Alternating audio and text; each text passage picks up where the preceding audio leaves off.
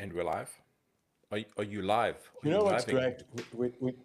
When you open up Notion and it takes you straight to the show notes, right? Oh, you love Notion. Love Notion. I used to be a I Notion person. I still haven't gotten to a place where I'm going to capture my thoughts and opinions, and I think it's a good place to be because I'm going to be talking to Igor, my personal AI, like Jarvis, and I'll just get Igor to do everything. Is that with or without the hunchback? You know, the hunchback of Notre Oh, Dame, it's Igor. very much, Master. Master. Van Helsing, right? Where Dracula, there's a scene in Van Helsing where the hunchback guy is walking like this, but he's like on the staircase, and they've got like this werewolf in a cage, and he's got a cattle As you do. prodder where Yeah. he's going zzzt, zzzt.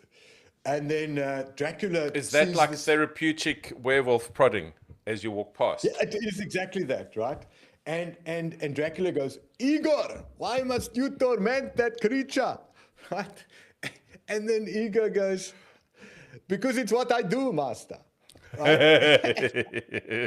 And I'm like, that's my AI needs to be like that. It needs to be subservient because it's what I do, master. And yes, so I don't have Jarvis, I've got Igor.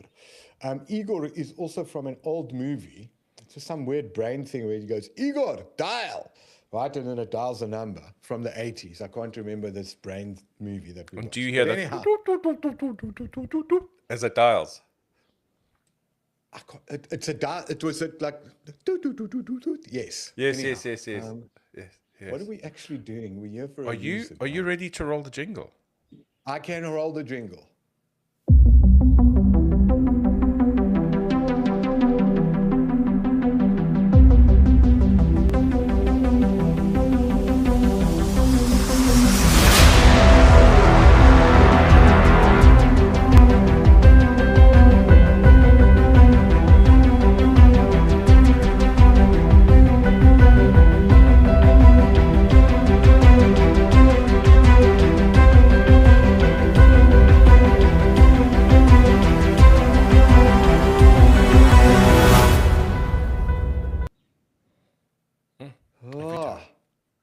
Every time. Every time. Welcome to SCI-Fridays, where firewalls are feelings, VPNs are vibes, and inside the network is just a comforting lie we tell ourselves. This show is where we take a blunt, slightly cynical look at security, compliance, and identity in the real world, where tools are expensive, configs are messy, and attackers mostly just log in rather than break in. Mr. Blank, welcome.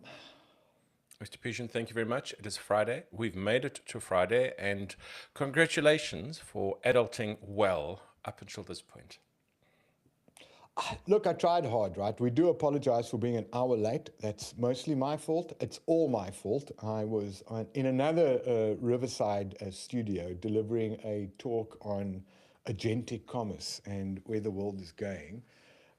Because when Is we that like search your today, AI shopping from your? Is that my AI shopping from your AI?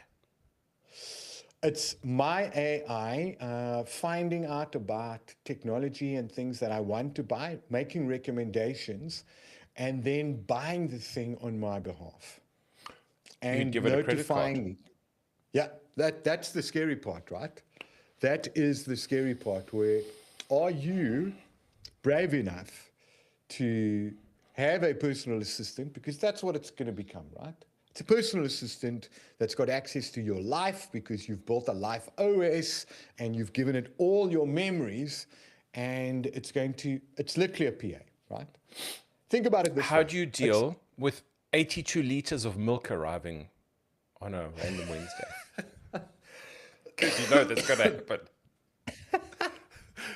There's going to be these 5 Checkers 6060 trucks, not the little bikes, like the mini half-life vans with 82 liters of milk, and it'll be a Wednesday, and you'll be like, it's like, Mr. Fusion, it's, yes, that's your credit card, yes, yes. 82 liters of milk. Jane, what did you do? Right? It's going to be that, right? Sorry. Yeah. Yes. I don't know, right?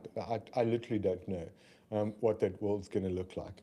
But what we can say is that each week we unpack gaps between pretty architecture diagrams and what actually happens in production, modern attack paths, zero trust, cloud and hybrid madness, and all of the things. I've got to finish the things. We're back to regular programming, so new episodes drop every week between 12 and 2 p.m. on a Friday afternoon. That's what I'm going to stick to.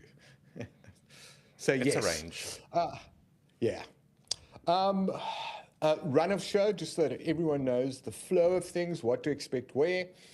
We have a new segment, which we're going to talk about in a bit.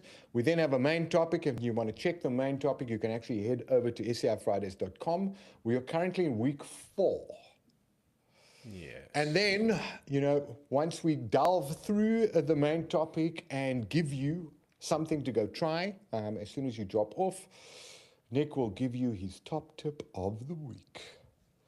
And then we say goodbye and we tune in next week. That's the run of show. I don't know if we ever going to get to a point where we don't say what happens during the show. Maybe when we get to 1 million subscribers on YouTube, we won't have to say that, right? They'll just know what's happening. Maybe they'll tell us what's happening. Ooh, comments, yeah. We did ask people to comment, and I haven't checked our comments. So I don't know if anyone's commented. If you have commented and we haven't replied, we may still reply. We apologize if we haven't. We're new to this. Yes, this Insta fame thing is it's rather hard. So I tell you what, I'm logging into LinkedIn as we speak, and I see exactly 0 comments. That's okay. I feel better now. So we're good. We're good on LinkedIn. We're good. We do get like our 20, 30 viewership is views. good. Yeah. We've done no marketing. And in August, we'll have a marketing campaign driving all of this built off AI. I'm committing to automating our marketing for the show. Does that mean AI bucks will be spent or real money will be spent? Will any tokens be harmed in the making of this campaign? I will abuse the tokens because I no longer have token anxiety. I don't suffer. It also means you buy your Claude tokens $1,000 at a time to get that 30% discount, so that you're only really spending $700. I took some money out of my bond and I bought my own AI. So that, because yes, it did cost a small fortune to buy infrastructure that's on the other side of this wall, so that I don't have to worry about token anxiety like people worry about range anxiety on in EVs, right? So I don't have that problem anymore. And now I have to build the tooling to do my bidding, including social media management for SCI Fridays. Anyhow, so today we're going to be talking about flat networks and why it keeps Nick up at night, and how attackers move sideways through the flat network, and why network segmentation is a thing. Nick has actually done some research on this. He's got notes. But before we jump into the main topic, probably the main reason they are here, we're going to take you through some news. We're going to talk about how lateral movement works. And because we're Microsoft friendly, we have to tell you how to solve this problem with Microsoft tooling. And then, as always, one practical move that you should do in order to fix the problem that we're going to talk to you about in the main segment of the show. Anyhow, news. In the news, Nick, these were your news items. The news. In the news. Oh, what do we have to worry about this week? What happened last week?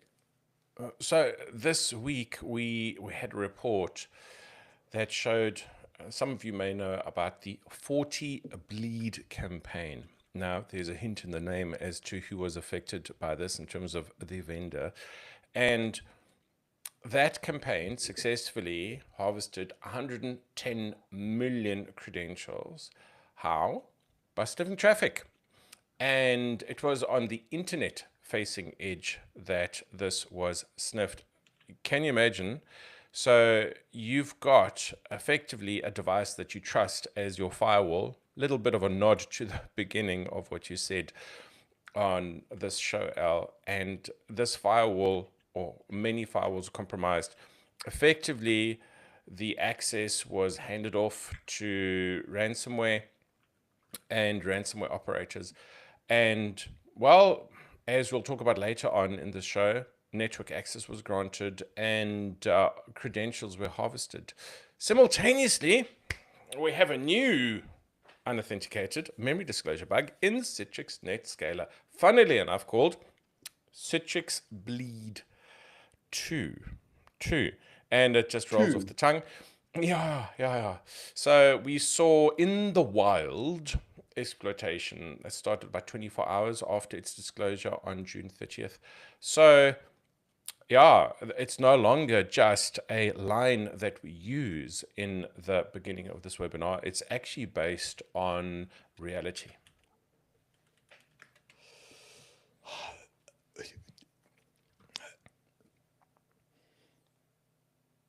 Why do these things still exist, Nick? Because we trust. And something that you like to talk about in another show that we do is we used to be able to run into the data center and pull out the cable. You know, if we're being breached, unplug the network. And to be fair, there are these devices that we trust implicitly from security vendors, and we should trust them because we buy them for whatever it says on the tin, and then we find out that those devices can be exploited is the good word. However, I also want to say that both of these vendors, specifically Fortinet and Citrix, have actually warned their customers, told them that this is a thing, asked them to patch their firewalls, and still we're here. So is it all on the vendor? No, it's actually shared responsibility on us as well because, well, Al, do you service your car the instant your service light comes on, or do you go, I guess I can push it out another couple of kilometers?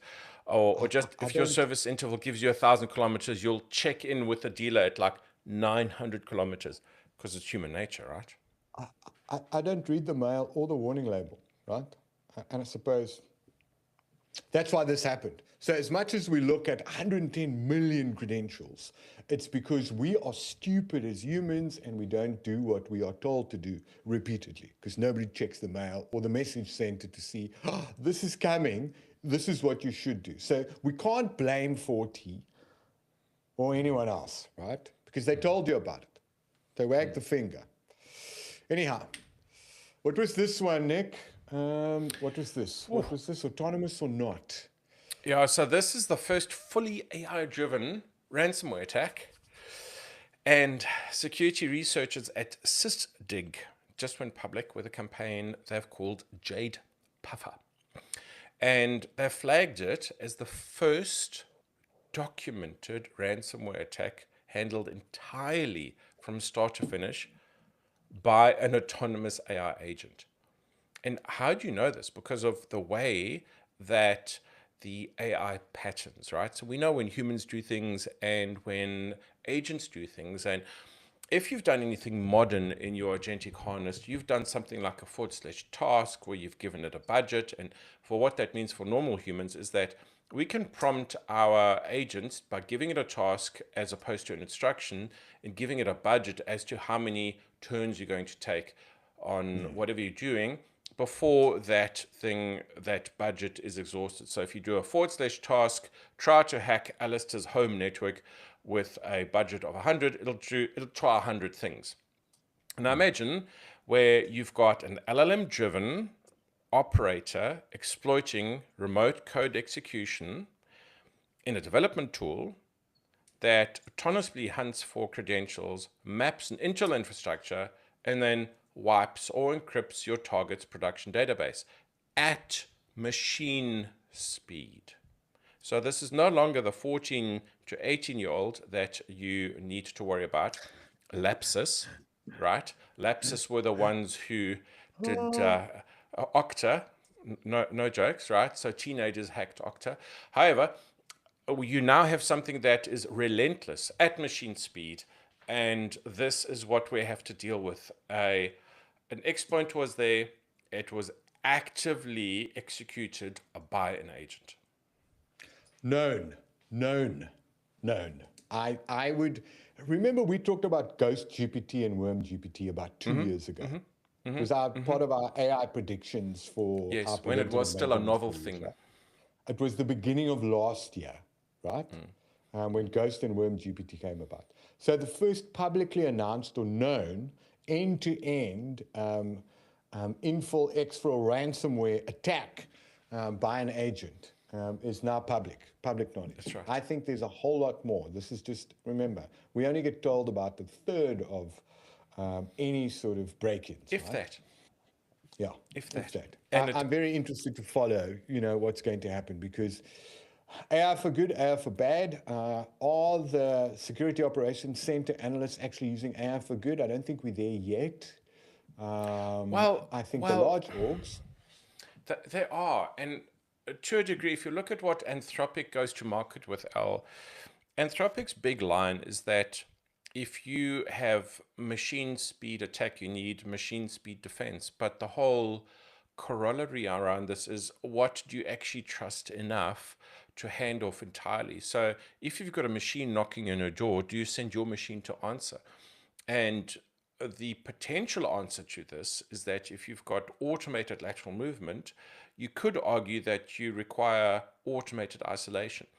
In some senses, we know this because of Microsoft Defender for Endpoint, as an example, where if it attacks, if it not attacks, if it detects behavior that appears like all of a sudden your machine is port scanning everyone around it, it'll go, oh, Typhoid Mary, and it'll isolate it. So we already have that happening at machine speed.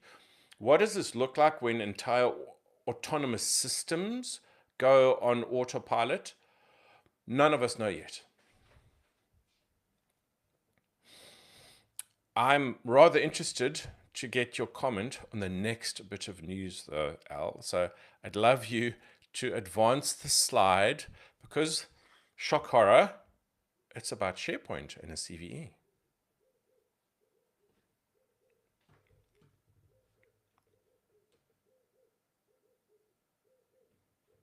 Al, are you on mute?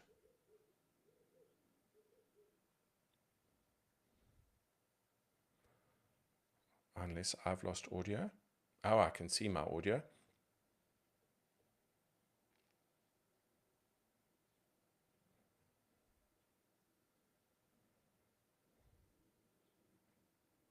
Things are happening. This is how you know we're not pre-recorded, folks, because if we were pre-recorded, this is the bit we would have edited out. And Al will be back after these words from our sponsor. And this is the kind of thing that happens when you do things in life, that occasionally you have these things that fail. So bear with us while Alistair comes back.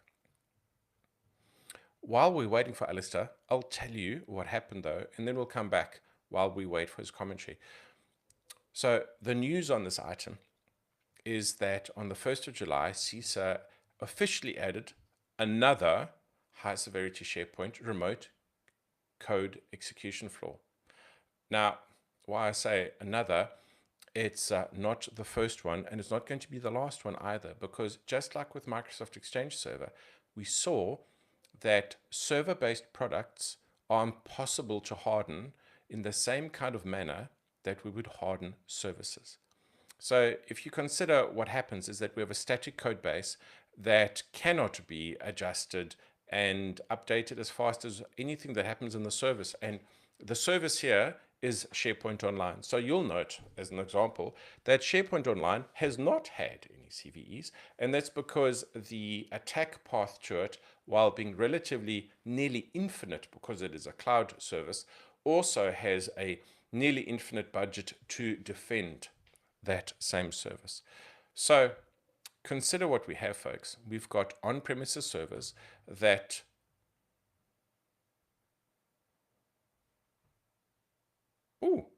Al's just messaged me and said his audio dropped, he left the studio, and that ended the session. Try and rejoin.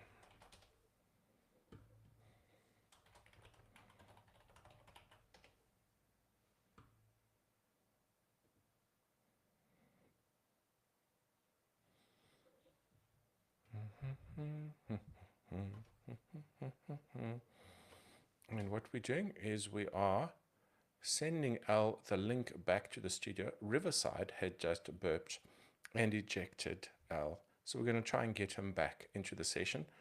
And it looks like he's coming back. Let's just see. And he renders. Wow, what just happened? That was not... Well, what just happened is the fact that these things will happen in browsers and we rely on them, and occasionally things just, they have a little bit of a wobble. So if you are ready, Al, I'll just tell you quickly what I've told the viewers and where we are. Yes. So what we have is we have a CVE on a server-based product, and this isn't the first nor the last CVE that we expect on SharePoint products, nor Exchange Server. And the point that I was making to our viewers is that we have got static code bases on these servers that are virtually infinitely attackable because, well, they're standing still, as opposed to a cloud-based service that is virtually infinitely defensible because, well, even though the attack path on it is so massive because it's cloud, the other side of the coin is that it's also massively defended. However, this is a CVE on SharePoint, and what we called out, it isn't the first one, it isn't the last one, and with this particular bug, Al, allows an attacker with basic site member privileges, basic site member, to execute arbitrary code. So the holy grail of all exploits, remote code execution. Your reaction? So like I said to you earlier today, when you said this is the news, I said to you, if you are still running SharePoint server, you deserve to be hacked. Harsh, Alistair, harsh. Weirdly enough, I'm actually busy with a SharePoint server deployment at a customer. SharePoint Server Subscription Edition with Project Server Subscription Edition. Oof. Because somebody Project call the for early Web is 2000s and tell them that you stole their service. It's the way Project for Web works. It's not the same, and you don't get you don't get the. So Project for Web is now Planner, right? So they've changed that,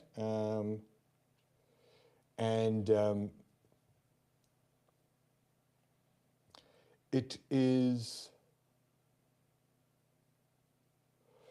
not as feature paritied as you would have with Project Web Apps or Project Web App from Project Server days. Customer tried Planner and Project for Web because they've sort of merged the two together. They used to have Project Server that ran on top of SharePoint Server in the cloud.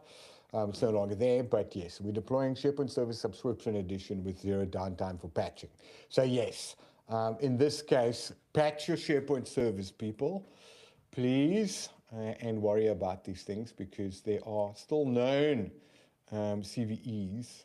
At least it's identified, right? I wonder how long it's been floated. And this is not the first time. I've seen this probably 3 or 4 times over the last 3 years where Microsoft is still doing support for SharePoint Server and they're still handing out cumulative updates for your Patch Tuesdays when it comes to the infrastructure that you have running in that data center of yours, right?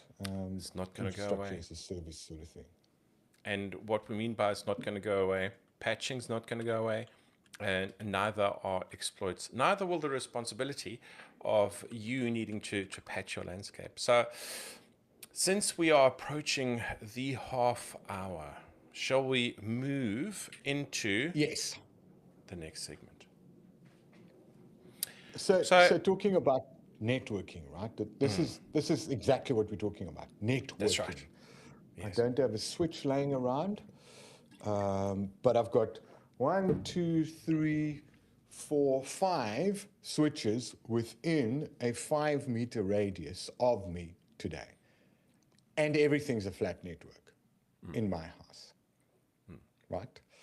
So why do we care about flat networks in today's world? And it's not, again, it's a topic that has been around since the beginning of time. It's not new.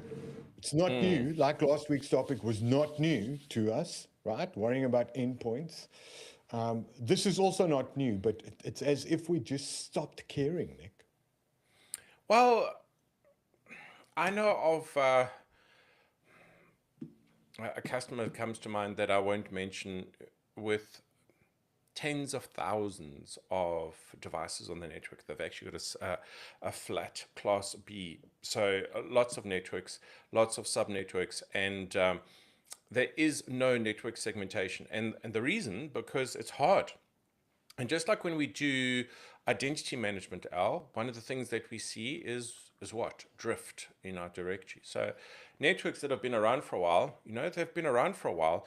And if we started off in a particular manner, then we probably kept that same direction going. How you do one thing is how you do everything. So consider the attack vector that we have here, and we'll pick on our 40 or Citrix firewall that's been compromised. In particular, the 40 firewall exploit was rather interesting and topical for us, because what happened is that you were able to compromise it from the outside. You could gain the Active Directory service account and password that it used to do things like who is Al on the network and what may Al do, because it's an integrated security appliance, right? So it would use Active Directory credentials to interrogate Active Directory to understand who Alistair is and therefore apply a policy. So that backfires, because from that firewall, you could then, step 2, move sideways into the network. You could discover the rest of Active Directory, discover what was connected to it. So literally discovery, service count dumps, complete Active Directory dumps, including the groups. Once we understand the groups, we understand who is who inside Active Directory, who's a director, start a targeted phishing attack amongst other attack vectors, and then we get to turn your dial on the business impact. If I understand, and if I need this much knowledge from an Active Directory point of view, and particularly something that is old and has drifted, to maybe get to domain admins, do a silver or a golden ticket attack, and I could then wipe your backups. I could wipe your content platform. We're talking about ransomware as an attack vector and scorched earth. So it's not hard to either exfiltrate data or to break something internally, encrypt it, and say, for the right amount of Bitcoin, you can have your data back. So flat network means that you've literally paved the road from a layer 3 point of view, allowing literally everything to be seen in a single plane from one attack vector. Yeah, so when we talk about the move, right, and you've just described it. Again, an identity needs to be compromised, always. It all starts with identity, not firewall, right? And if everything is on the same subnet, right, typically, it doesn't even matter, because are we actually putting in any controls into that? So do we even know, like in my network, I've got 1, 2, 3, 4, 5, 6 physical machines, right? And in that, I've got a big shout out to Alan, not Alan. My customer asked me a question, and I said, I'm busy, I'm live streaming. And he said to me, are you watching the GP Practice 1? Because it is the right time to watch that, right? And I said, no, SCI-Fridays episode 4, and it's live. So Alan Thomas, my main man, shout out to you, because he says he can see me, right? Just so that he knows it's live. It's not pre-recorded. Anyhow. That's about as live as it gets, folks. Yeah. My physical machines, and he's laughing now, my physical machines have network cards in it, and it's attached to my network, and then I've got virtual machines. So let's say I've got 12, 13 virtual machines on my network. I've got a switch. Well, no, I've got a DHCP server attached to my main router, my network, right? My mesh network. It's handing out IPs. That's it. Boom. It's being smashed that way. So if anyone got in, they'd have access to all the devices on my network. Well, no, my Ubuntu machines have a firewall that says in and out, right? Although I will admit that I switched the firewall off on my AI monster, because that's what it's called, because I got tired of having to say, well, this machine can talk to that machine, and you only allow incoming traffic, right? I switched it off. I Administration said to fatigue. Claude, yeah, I was like, I don't want to do this anymore. Just let the damn thing work. And that's Yes. what I've done. But if someone had to get into my network, they'd be able to see all the machines and I'd have access to all the machines. Yeah. And Yes. I mean, Forward that's an slash important thing. YOLO on my network. Thank you very much. That's exactly that, right? And they're going, well, you know what AI said to me, Claude said to me? Well, because everything's behind your network, right? Behind your firewall, which is running on my mesh for my router, for my public IP, you should be fine, right? It's like, absolutely, they'd have to get through there to get in. But for the most part, we live on the edge. Everything's on the edge. And a public IP is a public IP, right? So when we look at how all of these things work, and we talk about things when we get to that slide, which I want to talk about, it's literally being able to protect your cloud infrastructure. Because if it was in a building, they'd have to get through your firewall, right? Perimeter network used to be a thing. It's no longer a thing because everything's in someone's cloud. And if you don't start looking at Zero Trust Network Architecture, ZTNA, because that's also in our poster, the poster that we don't put on our walls, Nick. We have that virtual wall in our head, right? That we know that if we had a room and it's not a Lamborghini Countach or an SR-71 Blackbird, the fastest plane in the known universe, it's actually our Zero Trust poster. But inherently, this is the problem, right? Someone gets in lateral movement when we talk about, where was that lateral movement? There was a lateral movement thing, right? That one. You've just There, gone past in the it. middle. Lateral movement, right? From a reconnaissance perspective. And that's what threat actors are doing. Go look at the MITRE ATT&CK framework. Wow, Nick, I remember having this conversation many times with you about MITRE. We even had READ, reconnaissance, R is reconnaissance. The first thing they're going to do, they're going to sniff your network, what's available on your network, what IPs are on your network, and can they get into the device attached to said IP because of lateral movement, right? And that's the discover part. And they float around for months at a time looking into what they can actually recon, right? And it just looks like normal traffic because you do a port scan and look at what ports are open and now I can do a traffic thing, right? Which I had to do on my Ubuntu box to understand if I could hit it. Or finding an instance of Llama swap running on my gateway from an inference perspective. Literally all of that. You see, what you should have done there, instead of shut down the firewall, is potentially configured a logical service on the inside of your network, like Tailscale, that allows you to flatten the network on the inside from a logical point of view without doing it from a physical point of view. And trust you to bring up something like Tailscale, right? So the lateral movement chain is what happens inside of organizations if you've got a flat network. So how do we fix this, Nick? How do we fix it? Specifically, if you are a Microsoft hosted customer, right? I suppose the tools are there for us to fix this. And it's a lovely topic, actually. It's a little bit of a nerd topic, but let's just try and turn this into human. This is a nerd show, Nick. It's a nerd show. Yes. Pocket protectors are accepted on this show and maybe even have you encouraged. seen the new stuff? I must send you. It's little. No, I was going to squirrel there, but yes, pocket protectors is all the rage right now.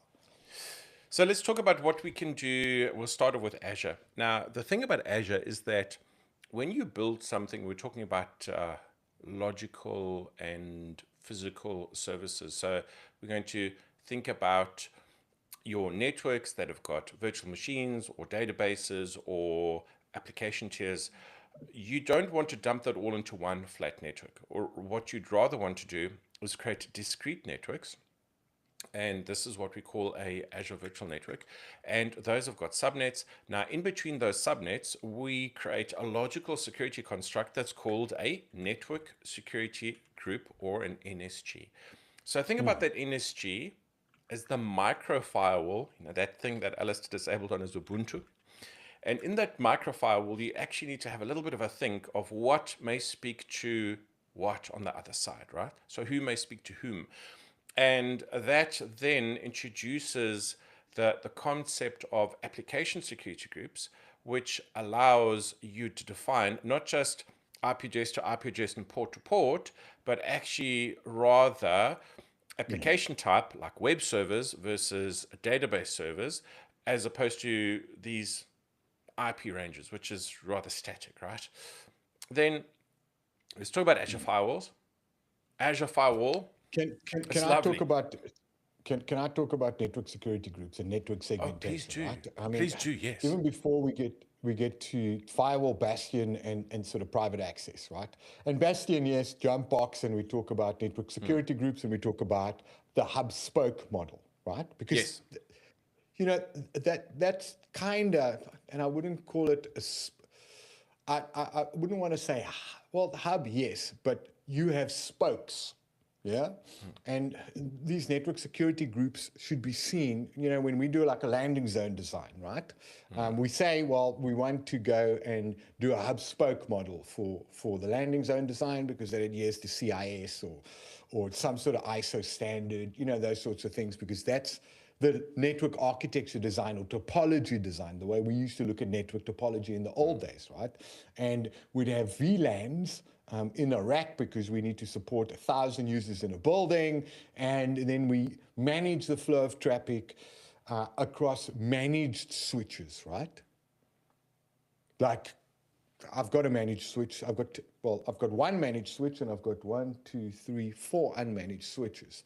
But from a network security group perspective, what you can do outside of, well, I suppose the VNet peering things, right, is what we're actually alluding to here, right?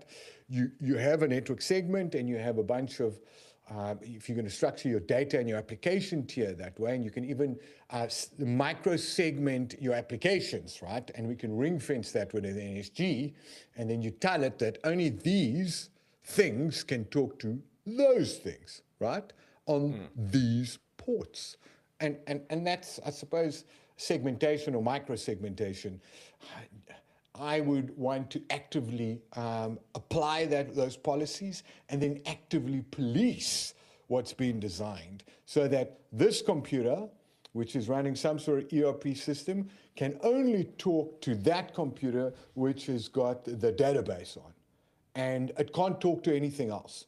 And these computers can talk to that front end on that computer, which talks to that application server. And it can't talk to anything else. Is that an accurate sort of representation of, well, from That's a much more accurate. micro-segmentation perspective? Yeah? Indeed. And so what you explained, which I skipped over, is that you'd actually want to define your circles, your tiers, and what lives where. And effectively, you, as the application architect, design that you've got a database tier, you might have something in the middle, which is a common tier, and then you've got a presentation tier, and that the NSG would define, for example, that traffic can hit the web tier, but the web tier can only speak to the database tier via a particular port, and that the database tier could never be accessible via the public network. So if this sounds an awful lot like a DMZ, it is, but without you being limited to only 3 tiers of networking. Effectively, you've got unlimited tiers of networking with micro levels of control, IP address, port, as well as the tier of network that you would define. We can do application scoping as well, right, across that. Well, you've just described application security groups. So think about that, and this is what I was rushing towards, and apologies for rushing, but we've got 15 minutes left towards the top of the hour. So if we think about the application tier, we can also specify that an application type like web servers, not just these IP addresses, but web servers. And on the other side, we define the application of database servers, and then we can actually define the rules based on the applications talking to each other, as opposed to IP address ranges or IP addresses that we need to manually maintain. So much more dynamic. So once we've managed what's inside of our data center, how do we manage the traffic that's coming into our data center, right? Because chances are the nefarious character, that threat actor, has to get in, yeah? So if we're talking about Azure Firewall, we've also implicitly, if we talk firewalls and what we're trying to prevent and what we can prevent inside Azure, is what you've got on the slide is east-west traffic, which is either spoke to spoke or subnet to subnet. And if you consider what we're able to do, Azure automatically routes the traffic between the subnets and what you said earlier about the peered VNets, right? So a peered VNet is a virtual network with an IP address range that is then peered to another VNet with an IP address range or ranges. Now, in order to break the flatness of that network, which is exactly what we're talking about, think about Azure Firewall as that central arbitration inspector mechanism, like a traffic cop, but it uses explicit routing to make things happen. And in terms of the routing, you've got a couple of mechanisms. So you've got user-defined routes, which is you can go from here to there, and the user defines that, right? So, and why we need to define the routes is that the firewall can't filter traffic that it doesn't see. So you need to tell it, okay? So if you think about a normal internal range or a blanket 0.0.0.0, which is like everything, right? Anything may use me. You would say that in terms of your hub and spoke analogy with your virtual WAN, you would set a route that says the next hop from this tier to that tier is via a virtual appliance, and you would point that directly to the private IP address of the Azure Firewall. So think about it as literally the thing in the middle that controls who can do what, but with a firewall mentality, not just as a static micro mentality from an NSG, right? Very nerdy. It's very nerdy. It's very nerdy.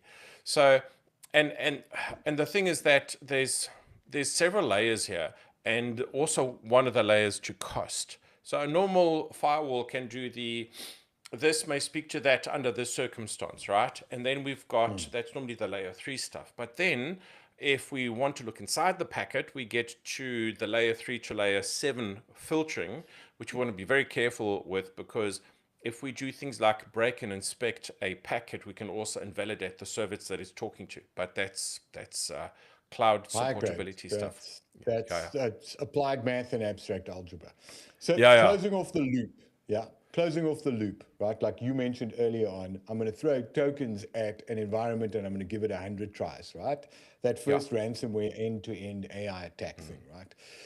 Being able to monitor these things from a blast radius perspective. I mean, on the screen, we're talking about Defender for Endpoint and then also Defender for Identity, two different tools. Defender for Endpoint is going to get signals from the desktop, right? So not necessarily some sort of suspicious activity. We're going to see that more in Defender for Identity from a signals perspective, right? Microsoft provides you with the tooling, even if you don't do anything in Azure, I mean, we talk about Azure and we talk about network security groups and Azure Firewall, like the only content that lives inside of a customer's network, right? And we don't talk about networking inside of M365 between SharePoint and Teams and those things. It just magically does it, right? But from a telemetry data perspective, just because you're not living inside of an NSG or you have applications or infrastructure or software running inside of Azure, the telemetry data would apply the same, right? lateral movement inside of SharePoint, or lateral movement inside of Teams, yeah? Would it still apply? And then you could use something like Defender for Endpoint and Defender for Identity to worry about access to content that lives inside of SharePoint, because it's not just things that live inside of applications inside of Azure. So let me tie three things together, and I'm going to ask you to go back one slide quickly, and then we're going to go forward immediately. So we didn't talk about what intra-private access is, and we'll just talk about that for a second. Now, intra-private access is what Microsoft's Zero Trust Network Access solution is. So effectively, you can connect to a network based on who you are and talk to literally only the thing that you are allowed to talk to under specific conditions, and those conditions could be things like conditional access policies. Now, imagine, and let's make this practical. You've got your SharePoint server on premises, and you want to get to it as the user. You, Alistair, could PIM, so privilege escalation, or you could ask for your privilege to be escalated. And with just-in-time access, that RDP port will be unlocked, right? Now, if you haven't done any of that from an intro point of view, if you haven't put all of those things together, then you may not have access. So let's go forward to the next slide and talk about those two things. Now, what Defender for Endpoint does for us really nicely is it's actually also part of Microsoft's XDR solution. Now, XDR is XDR because you're taking several things from several pieces of data from several data sources, and you're knitting them together through the magic of AI, and you can say that based on the behavior of this machine, you've got a typhoid Mary. We talked about that in the beginning of the show. And because the machine does not behave like a machine should, like it's port scanning its neighbors, shut it down, and it cannot see the rest of the network. Okay? So let's talk about Defender for Identity. Now, what we talked about earlier is that when you get into the network, you want to exploit Active Directory. Now, there are very common exploit patterns. For example, we talked about a silver ticket and a golden ticket attack, which is what we would in modern authentication terms call an OAuth token attack. So I have created a token, or I pretend to be Alistair, and that pretending to be Alistair or creating a new guard level account called Mickey Mouse that actually doesn't exist on the network, it looks and feels and smells like something. Now, Defender for Identity will look at the patterns of what is happening on the network, and based on those patterns happening, tell you about it, and depending on how you have configured it, it can take certain actions as well. So that ties together those three things. We talked about identity to get into the network, and then when we're in the network, assuming that the network is compromised, endpoint as well as Defender for Identity, part of an XDR system, will give you a holistic view of what's happening on that. So to round off today's main topic, right, we want to give our listeners, our viewers not listeners, some recommendations. And, you know, we talked about SharePoint and a few other things. But, you know, like with everything, you've got to start somewhere. And our recommendation is to pick one system, just one system, right? Pick one, right? You're not going to break the camel's back, right? We're not saying that you have to segment everything, right? Take every application and put it inside of an NSG. I mean, that's chaos, right? So pick one system. Like Nick just said to you now, if we went back one slide and we talked about Defender for Identity, pick one system. Pick something like SharePoint. Well, SharePoint's a bit big. Pick a smaller system, right? Pick the smallest system that you have that's running. Some random web app that talks to a MySQL backend database that you use for something. It doesn't have to be a critical system. What we want you to do is learn the pattern of being able to do this, right? So that it's a rinse and repeat thing when you grow into building your network security and your application security groups out, right? So try before you buy. Pick one simple system that you can sort of encapsulate in either an application or a network security group, yeah? Apply that levels of security, use firewall as your appliance in the middle, and then also make sure that you can sniff identities coming in as well. That would be sort of my recommendation, right? Because you want to get to a repeatable pattern that you can use over and over and over as you scale up your network security from a zero trust network architecture perspective. Make sense?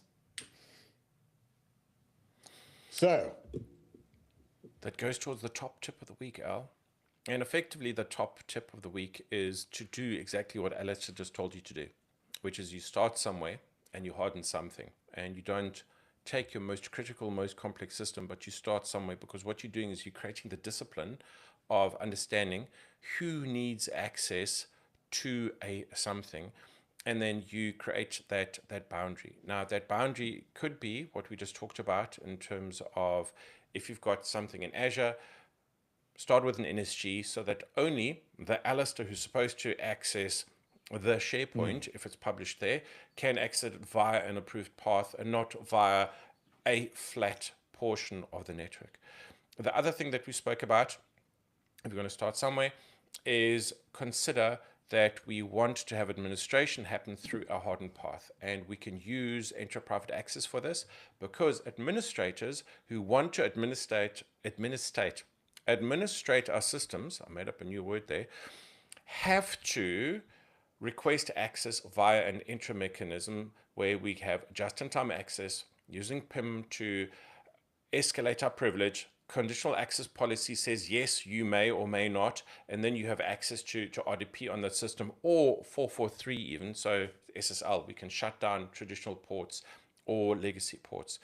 So what you're going to hear from us over the weeks moving forward as a pattern is that how we implement anything in Zero Trust is we start with a 1, we learn the discipline, we become better, and then we scale out.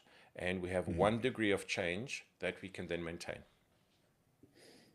Administrate, right? We want to administer the state, right? That's a new word. Administrate. That's a new word. I like the word. You want to administer the state of your network, so you have to administrate. I'm very happy. Yes. Very good. And, you know, we say start small, but if you just listen to Nick describe to you the steps that you have to take, right? So, one, map who really needs access, right? I mean, that's the big thing. And you can do it in a myriad of ways. Nick just talked to you about conditional access things, right? Stick it behind some sort of boundary, yeah? So yes. These are the ports that are open. This is how they access it.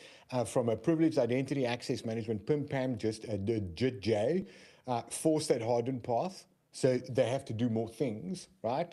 And then continuous evaluation, continuous monitoring is what you have to do in order to maintain this going forward, because you have to administrate. Love that word. All right. Again, rounding off today's show. Flat equals fragile. We believe that. We believe that flat equals fragile. It's like a network without muscles, really. It's flat. It's flat. Yeah, but I want a flat tummy, right? Yes, but you still want bulky shoulders. And your bulky shoulders mean that you're anti-fragile. It means I'm top heavy. I want thunder thighs. I want Nick's calves, right? That's what I want, that can jumpstart a Boeing, right? That is what you are needing to build. We need a picture of Nick's calves, and you need to turn your network into Nick's calves. And then administrate it. Right? And administrate it. And that's why segmentation can buy you time, because with calves like mine, you can run. And consider that the ultimate segment, since we're talking about machine speed attack, is that if you cannot get to it, well, then you don't have lateral movement. Consider that ZTNA. It literally, if you can't get there, Al, if you can't get there, you can't exfiltrate data out of it either. No, you can't. You cannot. So I think that's it. That's it, right? That's the show. It's been an interesting show. There was a lot that happened. We used many words, but we had, I'm growing and shrinking, and it's not just all in my head. We talked about at Me, least you're four frozen things, on four my side. mechanisms that allow you You to are get rid of flat frozen on. networkings. Yeah. So, yes, fix your network before you fix anything else. Identities are a problem that you should already have been thinking about as of last week's show. And that's a wrap, Nick. That is a wrap. That's it for this episode of SCI Fridays. If you've made it this far, congratulations. You now know more about your environment than we ever signed off. We are covered by the firewall. We do encourage you to, and I didn't put that on. That's very, hold on, Nick, if you are there. I'm still getting used to. Is it the like and subscribe thing? Yes, that's not on. There we go, that one, right? Please head over to the YouTube channel. You're probably watching it from there, or you're going to stumble into us in the foreseeable future. Like, subscribe, enjoy the show. Enjoy by commenting in the chat or in the comment section on the YouTube channel, or even on the LinkedIn thing, which we actually have to check if it's working. And we will catch you next week. And I forget what's happening next week, Nick. I completely forget. I predict that'll be episode 5. Episode 5, and let's just have a quick squiz. We are talking about data don't lie, but it does leak. That's what we're going to be talking about in next week's show. Data don't lie, it don't lie, but it does leak like a faucet. It's a little bit like Shakira. Data don't lie. So thank you very much for joining us. We did have an audience member comment. I'm very excited that we had one watching us in the live stream. Thank you very much for tuning in to episode 4, season something or the other of SCI Fridays, and we will catch you on the next one. Brand, where's the video? And roll the out.